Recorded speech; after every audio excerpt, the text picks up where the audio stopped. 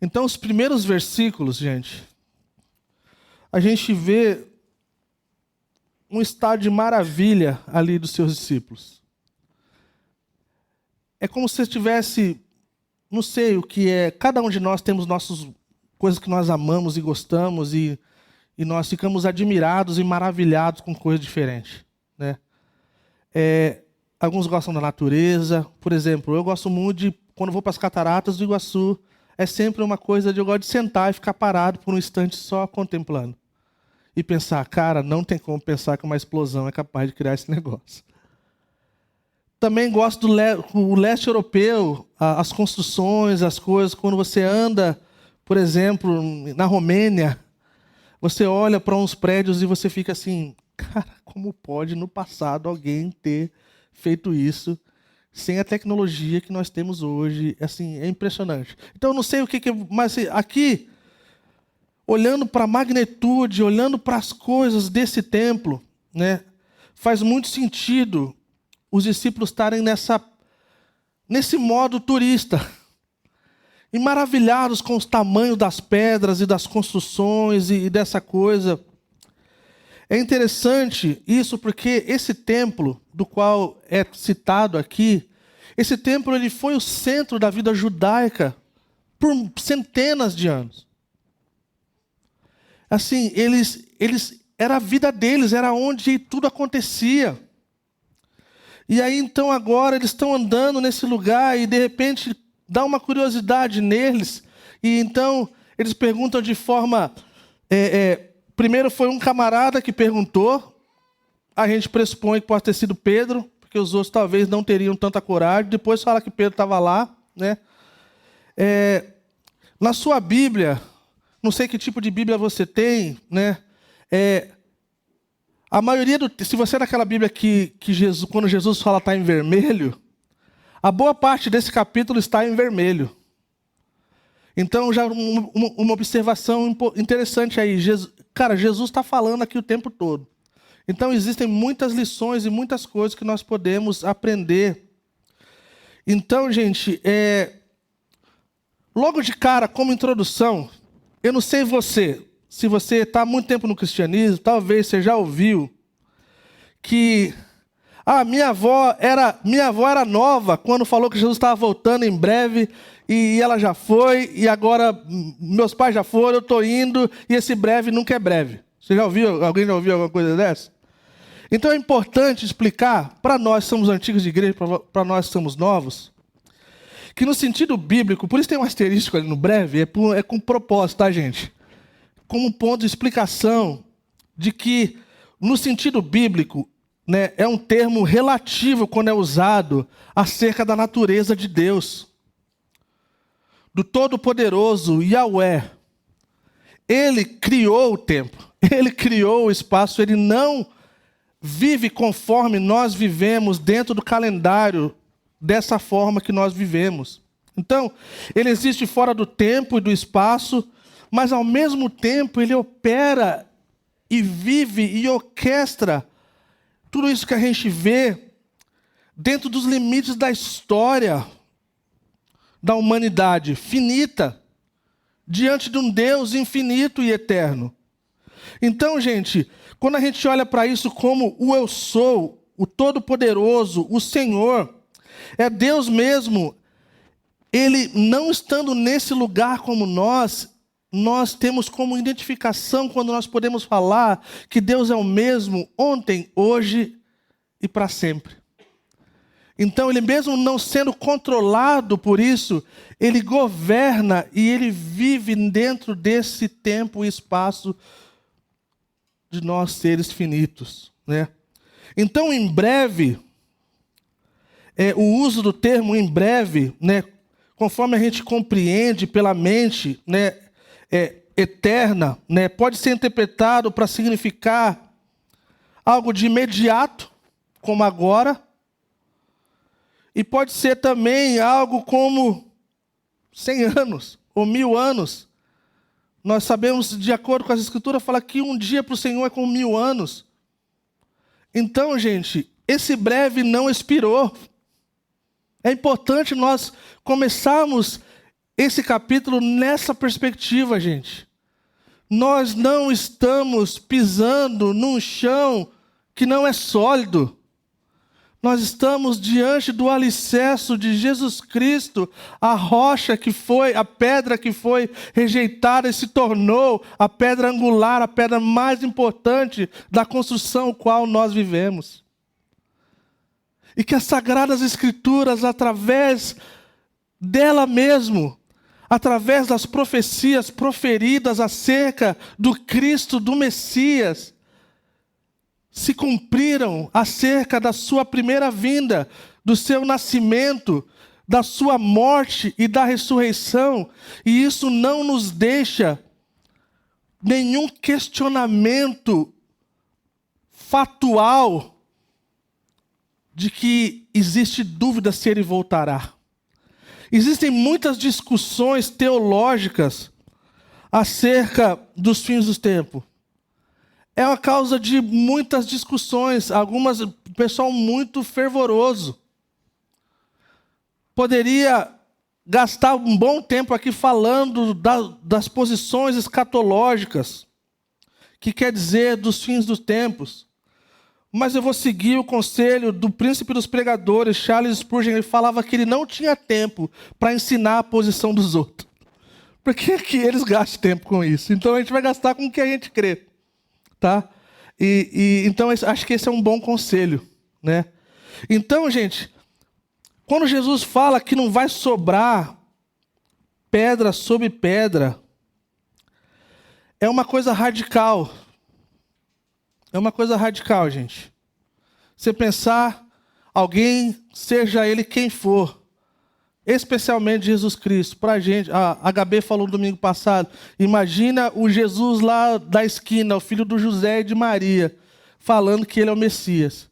Imagina então adiante aquele mesmo, Jesus, filho de José e Maria, dizendo que, cara, aquela coisa esplendorosa e magnífica vai ficar para trás. E, gente, a gente está diante desse texto que é chamado como discurso profético, né? E o discurso das oliveiras, porque foi feito no Monte das Oliveiras. Então, nós vemos aqui essas duas perguntas. Essas duas perguntas não estão em vermelho na sua Bíblia, se a sua Bíblia Jesus fala e está em vermelho. Porque foram feitas pelos discípulos. Então nós temos essas duas perguntas de extrema importância. E aí, então, gostaria de para a próxima foto. Mais uma. Está aqui. Alguns de vocês têm um pouco de noção de Israel, de Jerusalém, coisa do tipo. Lá no fundo você vê o pessoal ajoelhado, encostado na parede, é o Muro das Lamentações. Você vê a doma de rocha lá do lado esquerdo de vocês. E aí o templo está lá do outro lado. Estava conversando com um amigo meu, e eu falei para ele assim, cara, me dá uma... Ele já foi algumas vezes para Israel. Eu falei, cara, me dá um panorama aí, cara, dessas coisas, né? E aí, olha que coisa legal, gente. Aí eu falei assim, cara, o templo está ali do lado esquerdo, né, cara? Ele falou assim, peraí, deixa eu ver. Aí ele mandou uma foto. A próxima. É ele ali. Ele é do lado esquerdo. É isso aí mesmo. Falei, nossa, que legal. E aí, então, a próxima foto. É daqui que Jesus está falando para os seus discípulos. Aqui é o lugar chamado Monte das Oliveiras. E por isso, então, é o discurso das oliveiras. Então, por isso, existe essa coisa... Existem tantas coisas acerca desse lugar, gente. Acerca do que vai acontecer, do que pode acontecer. Mas existe uma realidade. 40 anos depois do que Jesus falou, gente, o templo foi destruído. Não só o templo, mas toda a cidade. A história diz que um maluco doido, bêbado, colocou fogo em tudo. E, como você sabe, não é capaz o fogo não é capaz de derreter rocha. Mas derreteu todo o ouro. Houve toda uma briga acerca de como guardar o ouro e a coisa do tipo. as coisas seguiram adiante, que realmente houve essa questão mesmo de quebrar e demolir e coisa do tipo, e realmente ficou toda desolada. Esse templo foi construído por Zorobabel e Esdras. Você pode ler, você pode escrever em Esdras capítulo 6, versículo 15. Foi ali que foi construído esse templo. E um tempo depois, ele foi ampliado e melhorado por Herodes o Grande. Então é como se ele tivesse pegado um lugar e ele falou assim, cara, porque ele é grande, ele quer ter algo de grande magnitude. Então assim, e toda aquela coisa incrível foi derrubada. E aí então, isso leva a gente às nossas observações. Eu não vou, por questão de convicção, eu não vou entrar em cada coisa aqui, como eu falei, e tentar decifrar qualquer coisa assim. Não vou, tá, gente? Tem um pastor que eu admiro muito e ele fala que ele não gosta de ensinar Apocalipse porque ele não sabe decifrar coisas. Assim, eu não consigo ensinar o que o povo quer ouvir. Mas eu acho que vocês são diferentes, vocês querem ouvir coisas, vocês querem aplicar na vida de vocês, vocês querem ir para casa e falar assim, cara, isso aqui faz sentido, tá? Eu acho que antes de nós entrarmos nas observações que são para a gente, eu acho que é importante dizer que esse discurso de Marcos 13, ele está totalmente interligado, ele é o mesmo texto de Mateus 24. Então eles estão interligados, lembrando que cada evangelho ele cumprimenta um outro, e cada um lembrando, se você estava lá desde o começo, a perspectiva de Marcos é na perspectiva de um artista, de um fotógrafo, que está fotografando a turnê de Jesus de Nazaré. E ele não tem tempo para pegar todas as coisas, mas ele pega cada parte importante. Mas ele não é capaz de mostrar todos os detalhes, talvez como um escritor, que está acompanhando e escrevendo tudo. Então, a gente vai ver que há algumas coisas, umas boas coisas importantes no Mateus 24, que fazem muito sentido diante da narrativa. Então eu queria que vocês soubessem que algumas citações que eu vou fazer, talvez você vá olhar em Marcos 6 e falar assim, cara, mas isso aqui não está aqui. Mas está em Mateus 24. Então, para vocês que são estudantes da Bíblia, é importante, se você está com o seu lápis, com a sua caneta, com a sua Bíblia, seu caderno... Valeu, mano, obrigado. É palmeirense, mas é meu amigo.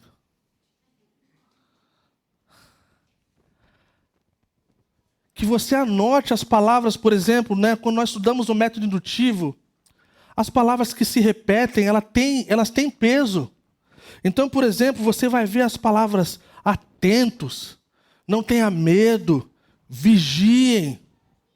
E tudo isso é o que deve sobressair do texto, é o que deve saltar do texto. Que ninguém vos engane. E essas são as palavras que são repetidas desde o começo. Então, gente, a gente vai para a primeira, das 7 observações óbvias, a gente vai para a primeira. E a primeira é que é de extrema importância para a gente, que é o contexto, do contexto e do contexto. Fala assim, tá bom, falou e não falou nada. Existe a realidade de coisas que havia sido profetizado por Daniel, por exemplo, né? Vou citar mais para frente algumas coisas. Tem algumas coisas que aconteceram, por exemplo, 40 anos depois, que é a destruição do templo. E logo depois tem toda essa questão da perspectiva do retorno de Cristo, da volta de Cristo, já na questão do reino vindouro. Então, de todas as linhas, a maioria das linhas escatológicas, elas discutem acerca do tempo, do antes e depois. Mas acerca da segunda volta de Cristo, do retorno de Cristo em glória e poder, não há discussão, tá, gente? A discussão é entre o tempo, entre uma coisa e a outra. Então você vai ver em Mateus 24, por exemplo, pode ser um pouco confuso, porque parece assim, cara, ele está falando do retorno de Jesus, que Jesus vai voltar em breve. Ele fala que todo olho verá, ele vai vir nas nuvens em glória. E aí, de repente, tem uma parte que fala que um vai ser levado e o outro vai ficar. Aí você fica assim, peraí, cara, uma coisa é uma coisa, outra coisa, você está meio confuso. Então, existe essa coisa do que nós, como Calvary Curitiba, acreditamos. Nós somos pré-milenistas, pré-tribulacionistas. O que isso quer dizer? Isso quer dizer que nós acreditamos que nós não somos destinados à ira de Deus. Que nós não vamos passar por esse tempo de tribulação, o qual Jesus está falando. Está falando que é o derramamento da ira daqueles que não acreditaram, daqueles que não creram nele. Então, eu gostaria de, não por questão de... Nós vamos ter tempo para falar sobre isso, nós vamos falar mais sobre isso. O meu argumento maior acerca de que a igreja não passará por esse tempo é que através das Escrituras, desde Gênesis, nunca o povo de Deus recebeu a ira de Deus. O julgamento de Deus nunca foi para o seu povo. Você pega a arca, você pega Sodoma e Gomorra, e você pega toda a narrativa. E isso me faz acreditar que não será diferente no fim. Porque não faz sentido. Esse é o meu maior argumento. Eu acredito que se você ler a sua Bíblia de Gênesis e Apocalipse, não tem como você olhar de outra forma acerca do juízo e da ira de Deus. Ah, mas, cara, tem uma outra questão, cara, a igreja está sofrendo a vida toda, e se a igreja passar pela tribulação? Eu não teria problema nenhum, gente, porque a igreja já vem sofrendo a vida toda. Então seriam mais 7 anos que o povo de Deus sofreria, e depois a gente reinaria para sempre com ele. Está tudo certo para mim. Eu não acho que é um termo de covardia, tipo assim, vamos viver aqui como a hora que o bicho pegar, a gente vai fugir. Não, a gente não vai fugir, gente. A gente não está destinado para esse tempo. E se a gente tivesse que passar, está tudo certo. Gente, já tem gente morrendo por causa do evangelho desde a história da criação. Desde a história da criação, gente. Não é no Testamento, é desde a história da criação. Eu já disse outras vezes. Você pode ir para alguns lugares, você pode falar qualquer nome. Mas não fale o nome de Jesus Cristo. Que você vai estar em situação difícil. E eu falo como alguém que já esteve nesses países. E talvez você está nos visitando, ou está com algumas vezes aqui e fala assim, cara, eu nunca ouvi falar desse negócio. Então eu encorajo vocês a irem num site chamado Portas Abertas. E você vai ver como o povo de Deus sofre em lugares onde é proibido. E eu vou citar mais algumas coisas acerca disso. Como eu falei, eu já estive nesses lugares, gente. Teve lugares que eu tive medo. Eu confesso. E não era porque eu estava com medo de morrer, eu estava com medo da forma que eu ia morrer. Uma vez eu estava num país na Ásia, e aí eu tive que deletar meu Facebook, meu Instagram, fazer uma limpa no que dava lá no negócio quando botava meu nome no Google. Cara, zerei meu telefone, na época eu tinha um iPod, zerei o iPod. E aí eu cheguei nesse país, cara, e aí o meu amigo levou 2 horas para vir me buscar, gente. Eu suava quente, eu suava gelado, soldados passando na minha frente, e eu falava assim, não vai dar nem para avisar a Lília. Não vai dar nem fazer um videozinho antes, falar assim, amor, valeu, deu ruim. E isso acontece, gente, todos os dias. Todos os dias. Então é importante a gente entender o contexto. Jesus está falando aqui para os seus discípulos, falando de algo que estava por vir, não só no futuro distante, mas no futuro próximo. Aconteceu 40 anos depois, está por acontecer ainda algumas coisas. Então, quando a gente olhar para o texto e parecer que é confuso, é pensar que Jesus está falando nessa perspectiva, talvez com 3 dimensões, talvez até um pouco mais, tá? E aí, seguindo adiante, no número 2, uma das questões principais acerca do fim dos tempos, os sinais do fim, gente, é o engano, tá? Então, é uma observação importante. Jesus falou isso assim, eu estou antecipando isso aqui para vocês, para que ninguém vos engane. Então, o engano, ele é a coisa da decepção e um ponto-chave para distorcer as coisas de Cristo e enganar, até mesmo, se possível, os eleitos. Então, na aplicação a gente vai ver qual é a forma que a gente pode não cair no engano. Tá? O terceiro é que a fé vai diminuir. Como a gente sabe que a fé vai diminuir? É que Mateus 24 fala que o amor de muitos vai esfriar, gente. Tem um pessoal aí que entra até na questão do que quer dizer muitos. Que muitos quer dizer mais de 50%. Mas essa aí eu vou levar na esportiva. Tipo assim, é só uma piada interna, tá, gente? Muitos quer dizer muitos. Nada mais do que isso, tá? 4. Fala que o evangelho será pregado em todas as nações. Então, o que indica a volta de Cristo é que o evangelho será pregado em todas as nações. O termo nações aqui, ou todo mundo, quer dizer etnos ou etnia, que não quer dizer necessariamente um país.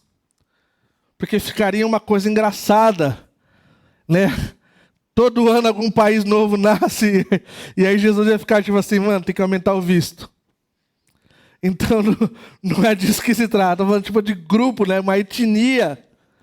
E a gente vê para os mais antigos aí, né, de cristianismo, no passado havia um termo chamado janela 1040, né, os lugares mais fechados para o evangelho. Essa janela aí, esse grau, né, quando a gente olha para o mundo, né, para o mapa do mundo, ele já deu uma esticada, tá? O evangelho já chegou a muitos lugares aonde não havia chegado antes. Muitos ilhas, né, muitos ribeirinhos, lugares isolados, lugares onde a gente sabe que não existe nem a Bíblia. Pessoas nunca ouviram falar do Evangelho.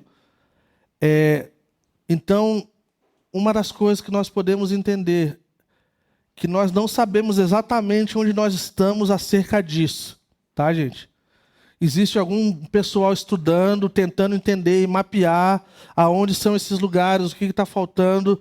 Na parte da aplicação eu vou falar mais sobre isso, mas assim, eu conheço pessoas que são muito importantes na história do mundo moderno agora, contemporâneo, que estão dedicando a sua vida a ter certeza que o evangelho vai chegar nos lugares mais longínquos. Tá? Então isso é um dos indicativos, a gente precisa entender isso. A observação número 5 é uma coisa, né, que poderia ter qualquer outro nome, né? Tipo, o abominável da desolação, parece tipo assim, um monstro do pântano, né? Tipo, alguma coisa desse tipo. Mas, na verdade, a ideia disso aqui, gente, dessa observação, também, na aplicação a gente vai tocar mais sobre isso, é uma ideia de que é algo que está fora do seu lugar. É uma coisa horrível, uma coisa impura, uma coisa nojenta, que então entra no lugar sagrado e profana. E é uma coisa que é horrível. E já, de alguma forma, a gente já viu algumas coisas parecidas, mas talvez é muito pior do que isso. E isso vai acontecer, né, na questão futura. Né? Mas assim, é uma questão de profanar o templo sagrado, profanar o Senhor, profanar. E de forma, por exemplo, simples, a gente pode olhar para a questão como Nabucodonosor, né, ele cria esse ídolo de si mesmo, e ele fala que quem não adorasse a ele seria lançado na fornalha. Então esse é um certo tipo de profanação de quem Deus é, o único que merece louvor e honra e glória. A observação número 6 é que o retorno será um evento público, todo olho verá. Então essa é uma coisa interessante. Todo olho verá.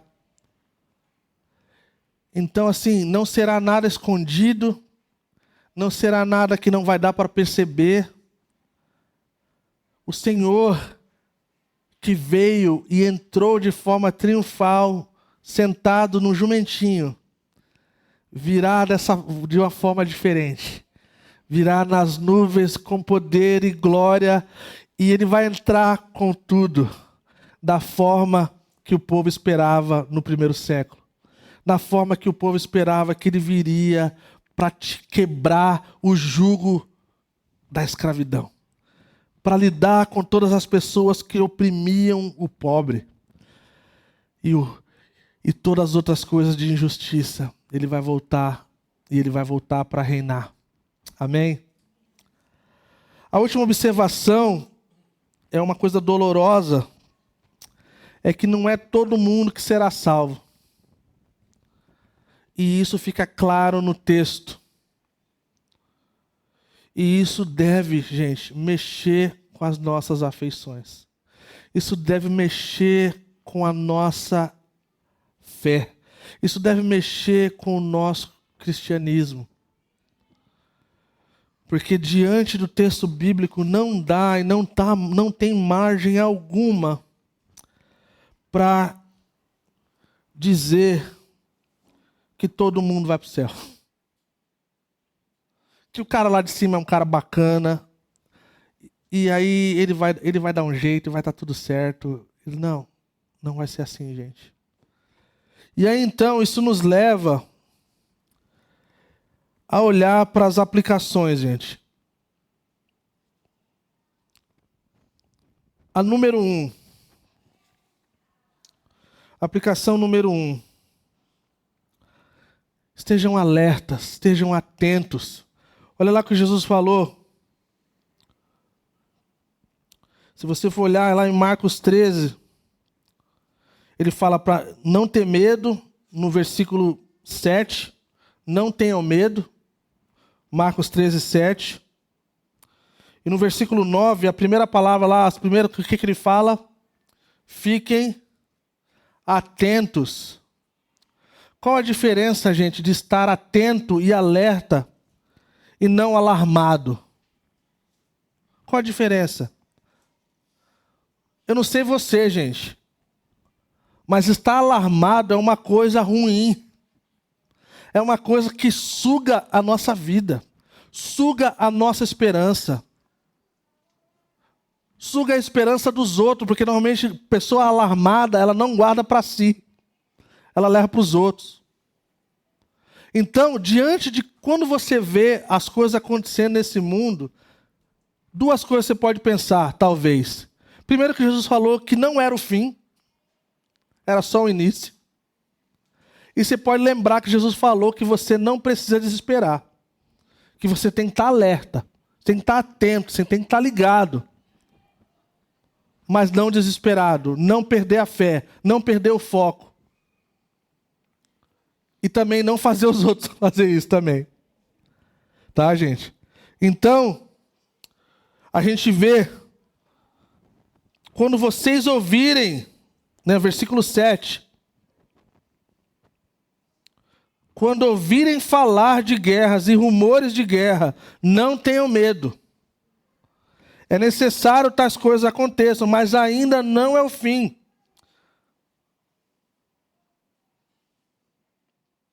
E aí no versículo 9 ele fala, fiquem atentos, fiquem ligados. Então, gente, a gente está vendo um monte de coisa. E aí talvez, para quem é mais espirituoso, que se inscreve aí no site do monte de coisa aí você recebe um e-mail na semana que o cara fala que tal coisa agora quer dizer tal coisa, cara, lascou. Aí os caras acham chifre em coelho. E aí você desespera. Aí você fala, cara, agora acabou, agora deu ruim, agora não tem pra onde correr. E aí você lembra as palavras de Jesus, tipo assim, cara, não é o fim. Aguenta aí. Tá tudo certo. O Senhor continua no controle, o Senhor continua governando.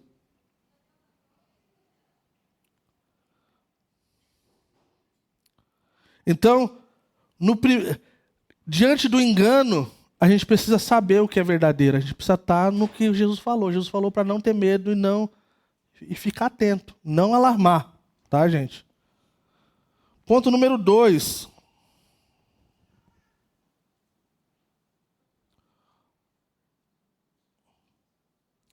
Antes do número 2, eu gostaria de voltar só um pouquinho aqui, só para não... É importante, gente, ao nós pensarmos, estarmos atentos. Imagina como seria se nós acordássemos amanhã e pensássemos assim: Jesus falou que ele vai voltar. E isso gerasse esperança. Isso gerasse um monte de coisa boa na gente. É melhor esse caminho. Que a gente escolha esse caminho, tá? Número 2. A aplicação número 2 é fique perto do JO. Sabe quem é o JO? É o Jesus original. No meio de tantas vozes, no meio de tantas coisas que a gente está ouvindo, a gente precisa do original, gente. No Paraguai eles têm o semi-original. Semi-original é pirata. Tá?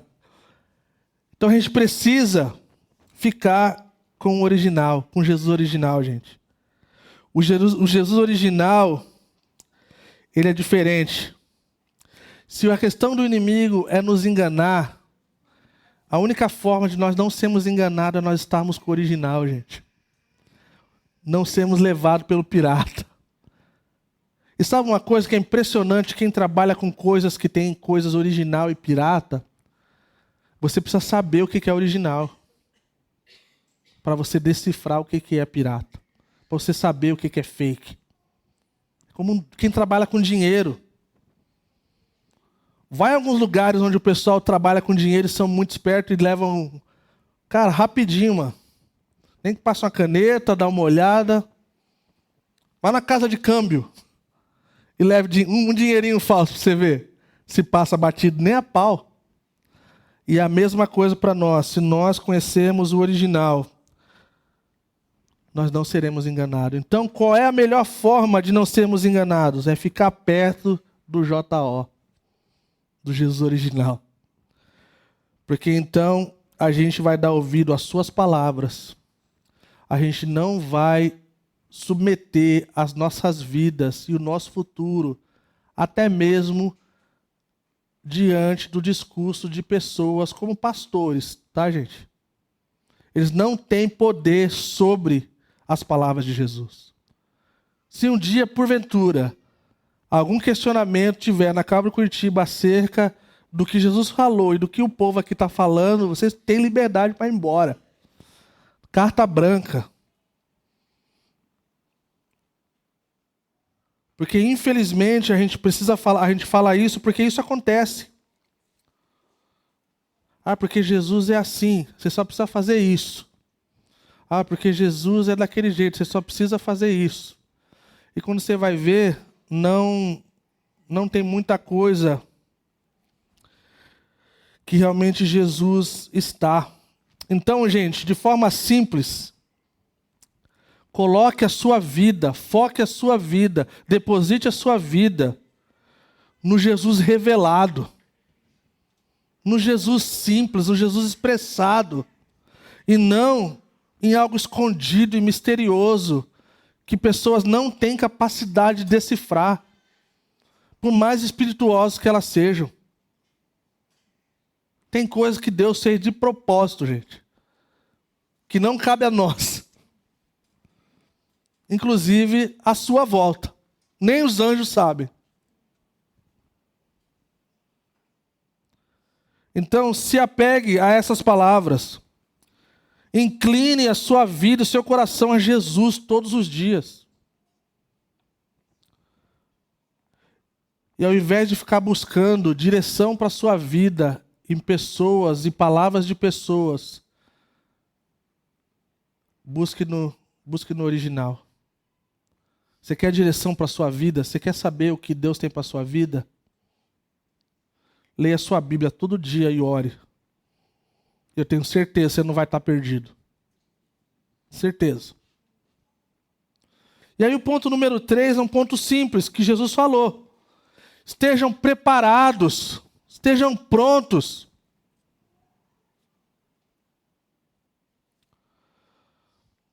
Gente, imagina, gente. Se a gente soubesse quando essas coisas iriam acontecer, gente. Imagina se a gente soubesse quanto tempo falta para isso acontecer, cara. Qual seria a forma que nós viveríamos? Como nós viveríamos o nosso dia a dia? O que nós faríamos com o nosso dinheiro? O que nós faríamos com a nossa casa? O que nós faríamos com o nosso carro? O que nós faríamos com o que temos e não temos e que gostaríamos de fazer? Como nós amaríamos as pessoas? Como nós aproveitaríamos cada instante? Como nós queríamos correr e viver de forma intensa, como jamais viveríamos se não soubéssemos, não é verdade? É tão louco isso, porque isso faz sentido. Isso faz sentido. Mas parece que existe um palmo entre o nosso intelecto e o nosso coração, né? É um pouco mais do que um palmo. Precisa descer. Porque conhecimento a gente tem, mas precisa se tornar afeição. Precisa se tornar paixão. Precisa se tornar amor.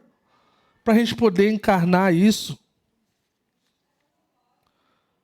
Ponto número 4. Fique perto do fogo. O amor de muitos vai se esfriar. Isso quer dizer que nós temos que cuidar para que o nosso amor não se esfrie, gente. Como nós podemos fazer, o que nós podemos fazer para que o nosso coração não se esfrie? E esse texto, essa parte aqui, essa aplicação me fez chorar essa semana. Me fez lembrar de um monte de coisa. Eu falei assim, cara, eu não quero partir e ver que minha vida não foi vivida bem. Alguém disse, não sei quem falou, que nós nos arrependemos mais de coisas que nós deixamos de fazer do que das coisas que nós fazemos. E eu falei assim, cara, eu não quero isso, cara, eu não quero. Eu quero gastar a minha vida, bem gastada, bem gasta.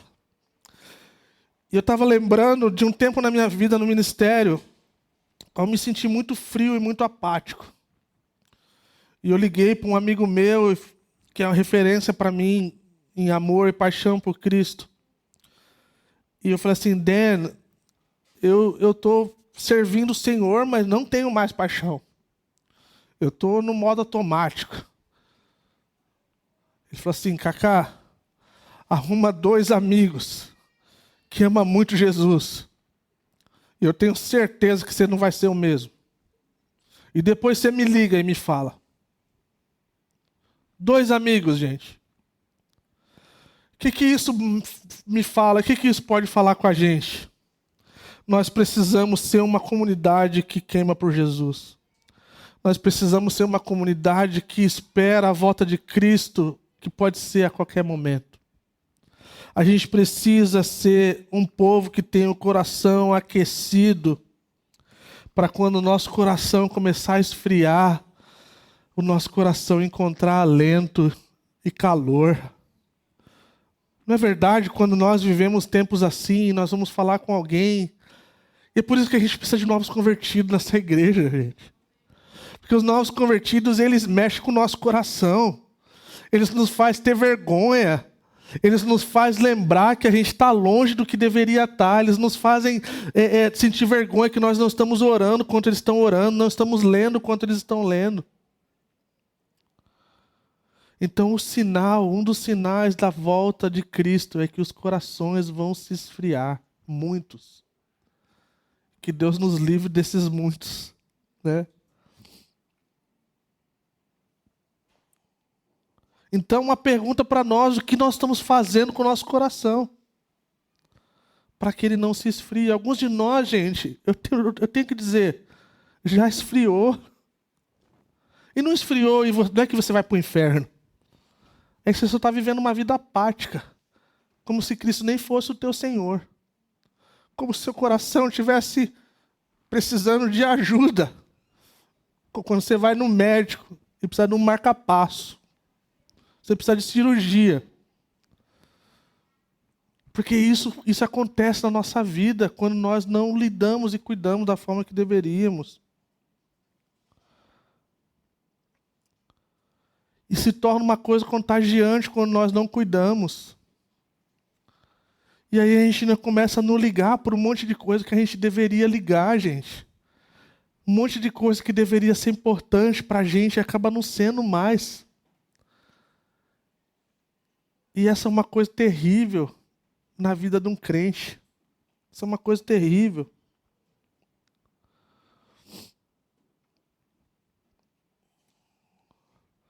Ponto número 5. Vire o modo evangelista. Por que vire o modo evangelista, gente? Porque muita gente não vai para o céu, cara. Então não importa os nossos dons, os nossos talentos, cara. Deus nos deu capacidade. E eu sempre falo, como eu falo dessa igreja, com muito amor e muito carinho. Eu falei e eu volto a dizer que quando eu assumi essa igreja, eu não queria ser um pastor que vivia falando mal da sua igreja. E eu honro a qualidade que essa igreja tem. Nós gastamos tempos ensinando séries para poder reensinar essa igreja que o trabalho do evangelista não é só para quem tem o dom de evangelista. É para todos nós. Todos nós. A grande comissão é para todos nós. Falar de Cristo é para todos nós. Seja o que for, como for. Então a gente precisa de forma com entendimento de pensar que todas as pessoas ao nosso redor podem ter uma oportunidade de ouvir de Jesus Cristo. E que Deus nos livre desse debate de soteriologia, gente. De como funciona. Cara, no final, cara, é Jesus fazendo a obra na vida das pessoas e nos dando capacidade de poder responder. Como isso funciona, não sei como explicar, mas eu só sei que está na Bíblia e eu creio. Então, gente, uma das coisas que eu amo acerca da Calvary é que a maioria das pessoas que vêm desses lugares onde há grande ênfase em questões de salvação, de soteriologia, de arminianismo e calvinismo, seja o que for. E assim, cara, a gente não vê essas discussões na Calvary. Porque a gente vê uma grande tolice. A gente quer viver para Cristo. A gente quer ver a Bíblia como uma coisa inteira, que a gente pode olhar e debruçar. Então, se a gente soubesse quando seria o fim, nós faríamos algo. Talvez alguns de nós iríamos comprar uma passagem só de ida para alguns lugares e daríamos a nossa vida por amor a Cristo nos lugares onde as pessoas perseguem os crentes. E estaríamos satisfeitos por morrer por amor a Cristo. Tem um livro muito antigo do Richard Rembrandt, Torturados por Amor a Cristo. Eu li quando era novo convertido, não foi uma boa opção. Mas acabou que forjou em mim algo que eu estava disposto a morrer. E essa deve ter sido a minha filosofia de vida desde então. Ponto número 6, indo para a parte final, pessoal. Pense nas moradas eternas. Pense que nós estamos de mudança, gente. O caminhão está pronto. E alguém disse uma coisa interessante, eu nunca tinha pensado dessa forma. Que Jesus falou que ele estava indo preparar um lugar para nós, não é verdade? Esse lugar ele deve ser incrível, porque ele está levando uma eternidade para Jesus construir. Né? E tem algumas coisas acerca das recompensas celestiais que nós não entendemos, tá? Quem fala que entende, não entende. Né? No geral, não tem como entender. Mas alguém disse que o reino dos céus, essas moradas eternas, é como se fossem casas não mobiliadas. E é como se como a forma que a gente vive para o Senhor é como nós mobiliamos ela. E isso leva para um patamar um pouquinho diferente. Fala assim, poxa, pastor, isso aí está parecendo igreja neopentecostal, né? Cadê a graça, né? Está parecendo um lance legalista, né? Então tem que fazer as coisas. Não. Jesus fala assim, ajuntem. O que foi que Jesus falou? Acumulem, ajuntem o quê? Tesouros no céu. Cara, que tesouro que a gente vai juntar no céu, gente? Jesus vai estar lá, cara. Ninguém quer ver ouro, ninguém quer ver prata. Mas talvez tenha alguma coisa acerca dessas moradas aí que vai ser um lembrete do que Deus fez na nossa vida. Vai ser um lembrete da obra de Cristo em nós. Acumulem, não acumulem na terra, Jesus falou. Onde a traça corrói, o ladrão rouba. Mas ajuntem, acumulem no céu. Onde está guardado, ninguém rouba, nada muda.